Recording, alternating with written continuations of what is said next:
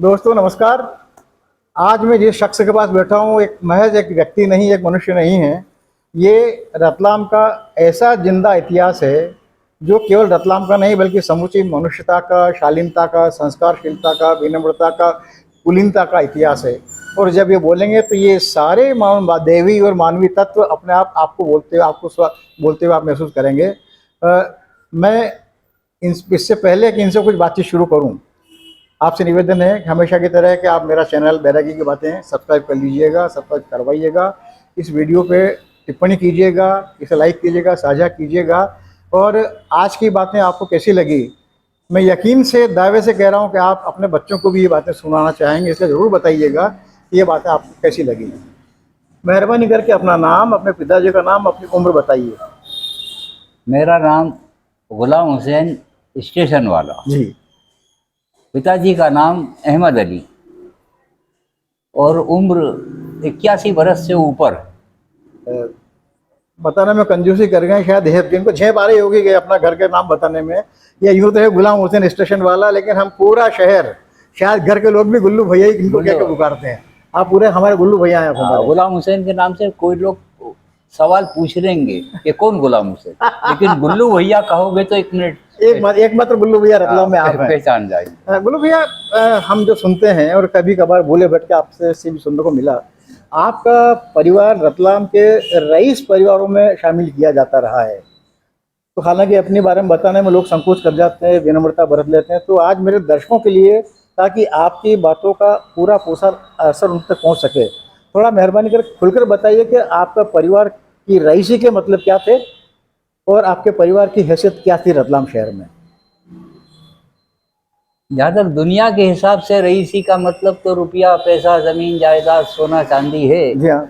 और वो अल्लाह का दिया हुआ बहुत था, इतना था जी।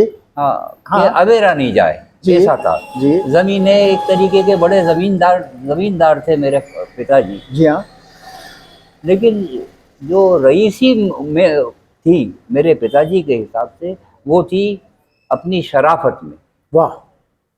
उनकी रईसी शराफत में थी और संस्कारों में थी। उन्होंने बचपन से हमको बड़े संस्कार डाले, अच्छे संस्कार डाले, अच्छी हमको अदब सिखाया। और एक बार कहते थे कि एक फारसी का अल्लामा शिराजी का कौल बार बार कहते थे जी कि बा अदब बा नसीब और बे अदब बे नसीब।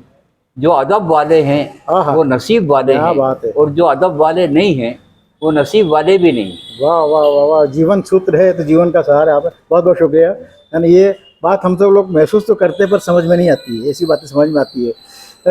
जितना पूछूं उतना बताइएगा। मैंने आपको 40 बरस से आपको देख रहा हूँ, या तो सड़क पे पैदल चलते देखा है, या आपको साइकिल पे चलते देखा है, या अपने बच्चों के स्कूटर पे पीछे बैठे हुए देखा है। इस सबको, जबकि जैसा कि मैंने सुना और आपने बताया कि संपदा के मामले में आपका परिवार कहीं कोई कमी नहीं थी, ईश्वर का दिया सब था और आप चाहते सब कुछ कर सकते थे। तो ऐसा आप संस्कारवश किया करते थे, या बच्चों ने कभी आपको पैसे नहीं दिए जेब खर्चे के, इसलिए आप ऐसा नहीं किया?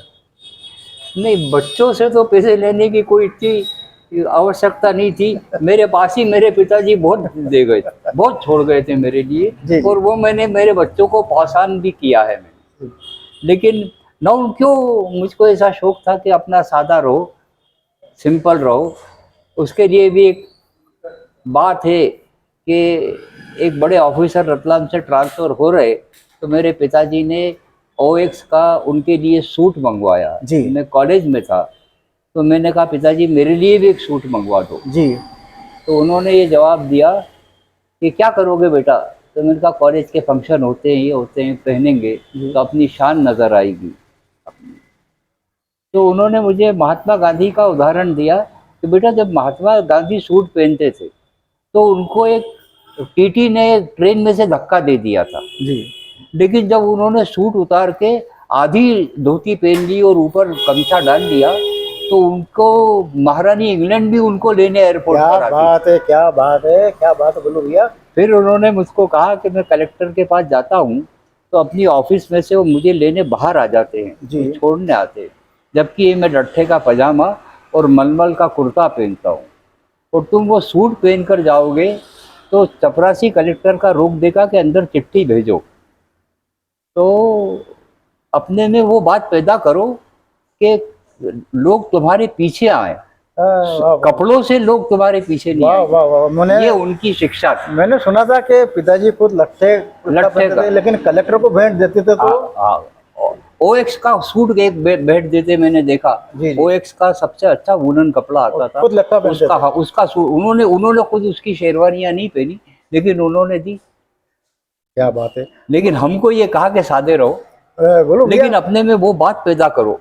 हाँ, उन्होंने एक बात ये भी कही थी कि बेटा तुम टाट पहन लो तो टाट की भी इज्जत और कीमत बढ़ जाए, ऐसा खुद में बात पैदा करो। यानी कपड़ों से आप नहीं पहचाने, कपड़ों से इज्जत नहीं होती, कपड़े आपसे पहचाने जाए। कपड़े आप।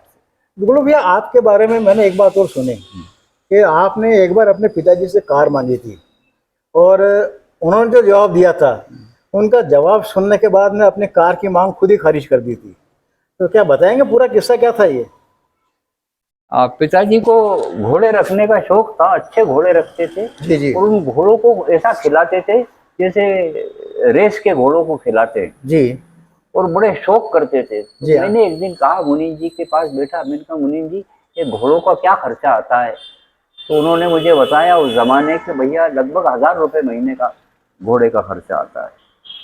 और उस जमाने में 1.5 रुपये के अंदर एक गैलन पेट्रोल आता था, लगभग 5 लीटर। जी तो मैंने पापा से कहा कि अपन 200-250 रुपये में तो अच्छी कार मेंटेन, और फियाट 12,000 की आती थी। तो उन्होंने कहा बेटा कोई बात नहीं है। तब आपकी उम्र क्या थी? मेरी उम्र थी उस वक्त करीब 19-20 वर्ष की उम्र थी। आप कॉलेज में रहे? कॉलेज में पढ़ता था। जी जी जी। तो उन्होंने मुझसे कहा कि बेटा 12,000 की फियाट कार आती है, बड़ा आसान है लेकर आना। लेकिन एक बात उन्होंने कही कि कार में बैठना आसान है, कार से उतरना बड़ा मुश्किल।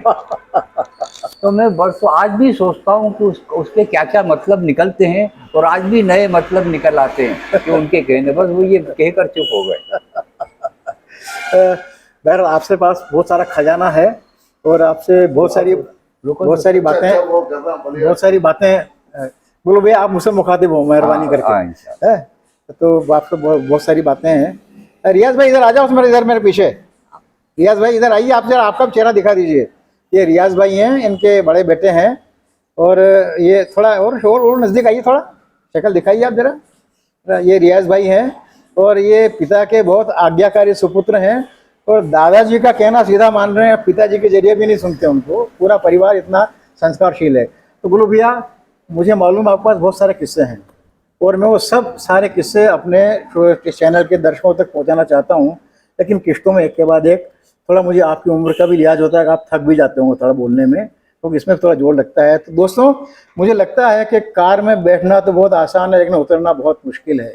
इसका मर्म आप समझने की कोशिश करेंगे, और इसका मर्म कुल ये है मित्रों, जो मैं समझता हूँ कि संपदा होते हुए भी आदमी कितना दुखी रहता है, और अभाव होते हुए भी आदमी कितना दुखी रहता है।